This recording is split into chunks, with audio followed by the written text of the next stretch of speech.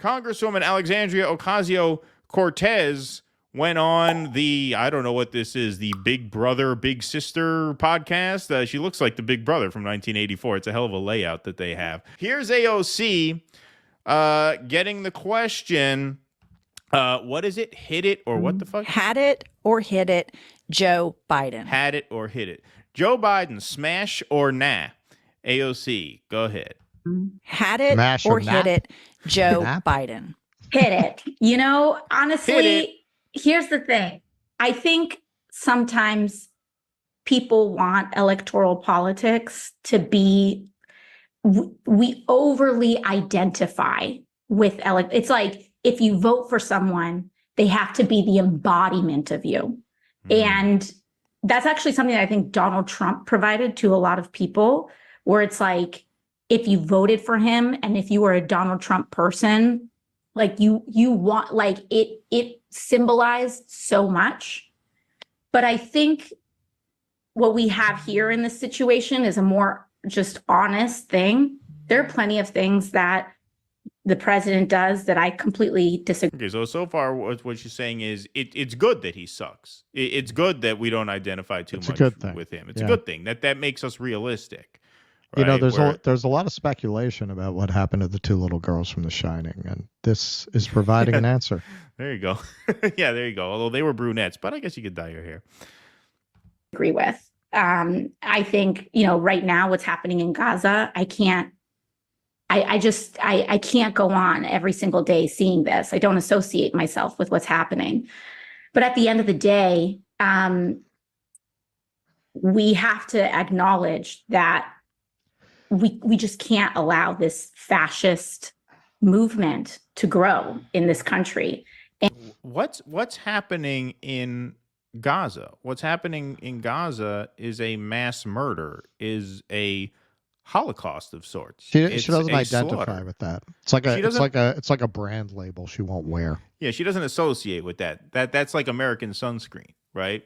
But Donald Trump's fascist movement has to be stopped. Joe Biden's on TV hugging a guy committing a mass murder, committing a Holocaust right in front of our eyes. Now, you don't associate with that, but Donald Trump has to be stopped. And what I think is actually... She doesn't endorse that view. She doesn't endorse that view. What is it? I am not enrolled in your analysis. She's not enrolled in that. She's not enrolled in my analysis.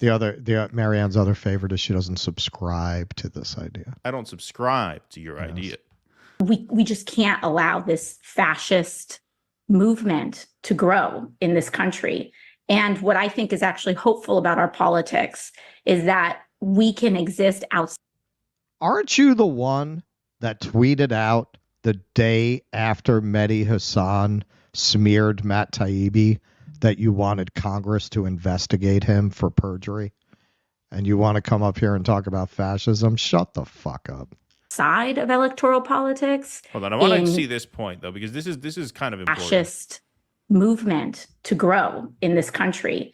And what I think is actually hopeful about our politics is that we can exist outside of electoral politics in organizing our communities and standing with our friends.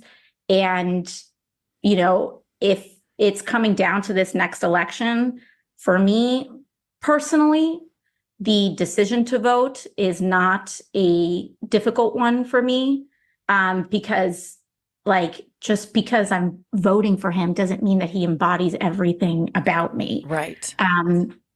So that to me is where I'm at.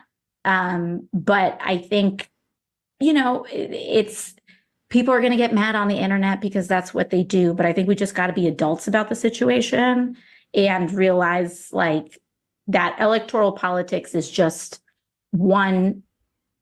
It's just one small sliver of how we make the world better. So then why are you there? Like, this is what I don't get.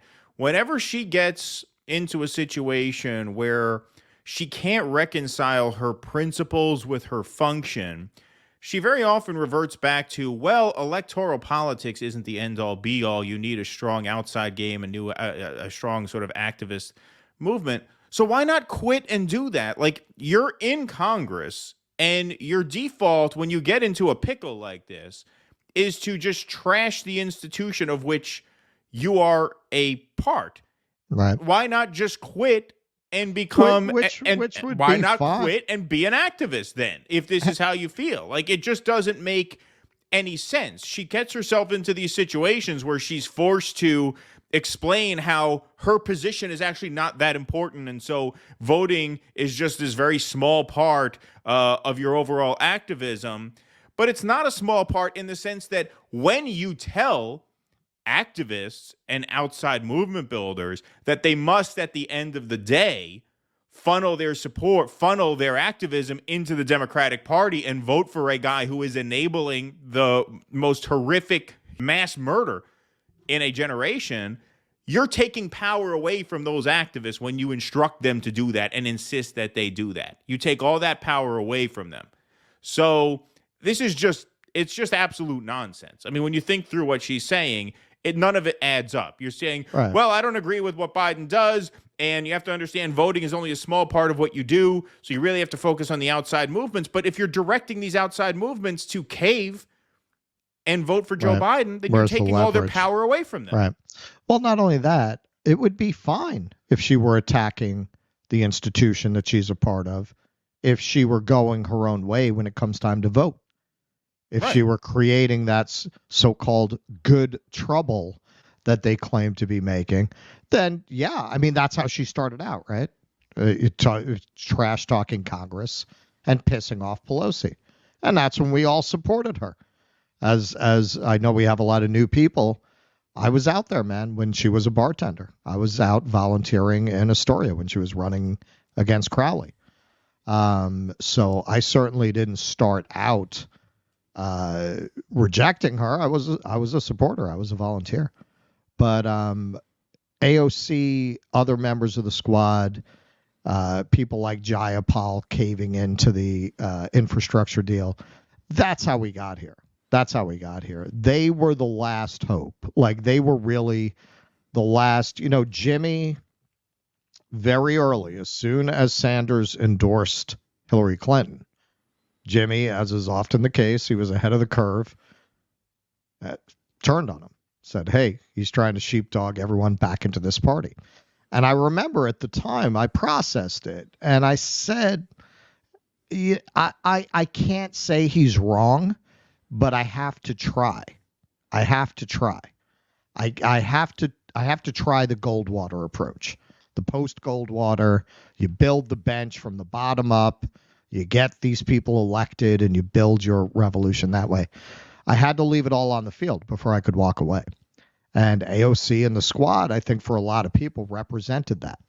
It was, we gave Bernie the benefit of the doubt in his arguments that we have to take over the party from within.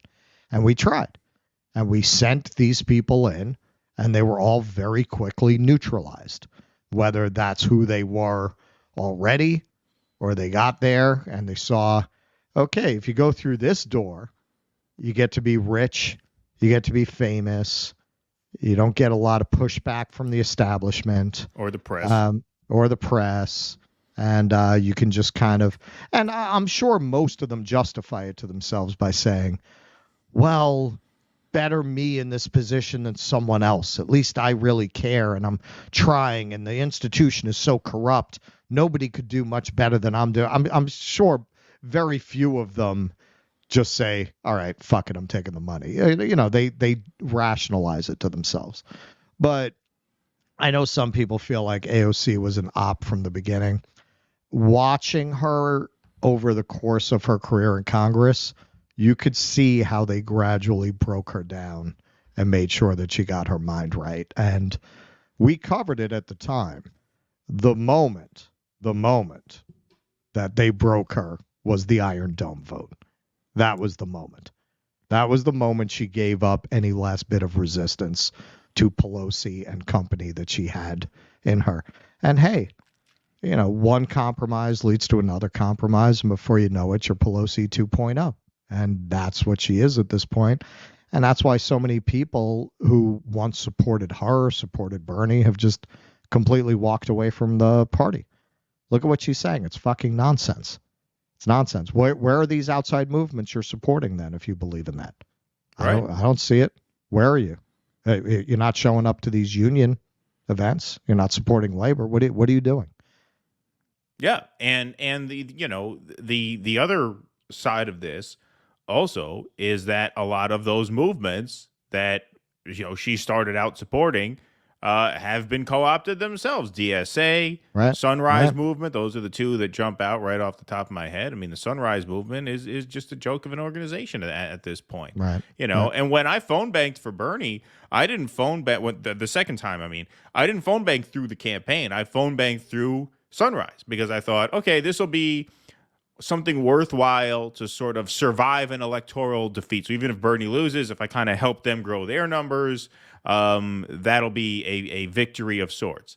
No, you don't hear from them much unless it's at a big event where they're ultimately pledging their support to elected Democrats. As soon as Biden won the nomination, the Sunrise Movement started angling for positions. Right. And, by positions, I don't mean secretary. I mean, they're kids, but, they're task forces and all that shit. It all just gets funneled in. So if you're going to talk about an outside game, you have an obligation to make sure that outside game does not get co-opted and does not get funneled into the same organization that is insisting we all have a moral obligation to vote for an enabler of the worst genocide of our lifetimes because Donald Trump represents a fascist movement. And look, I was in the streets of New Hampshire this weekend. I went to that Trump rally. And, I didn't think most of the people there were consciously fascist, but there is a mob mentality. There is a mob element there. It's not a great scene. Like, I'm not telling you there's nothing to worry about with Trump. I'm saying you put that next to Joe Biden and the hell that has been unleashed on this world under Joe Biden, you can't scare anybody into voting for Joe Biden against Donald Trump. It's not an endorsement of Donald Trump, but look at what you're trying to do. You're trying to draw a comparison between blue fascism and red fascism. That's how most sensible people see it. Go ahead. I mean, at least with blue fascism, your kids can read about strap-ons at public school. That's true. That's something. You have that advantage.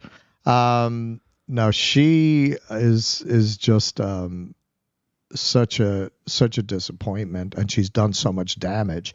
And this is why, and this is a bigger conversation. This is why a lot of people will say, and this was a problem they had in the 60s too. Too many of the people on the left are PMCs, and for PMCs, the temptations of being what there's probably the only time you're going to see me favorably cite David Brooke. They want to be Bobos. They want to be the Bobos in paradise, right? They want to live very tastefully. They want to go to the best restaurants. They want to wear fancy clothes. That's the whole PMC thing. They feel entitled to that, even if they're nominally left. In the end, that's where they're coming from. That's who they are. They're very easily co-opted.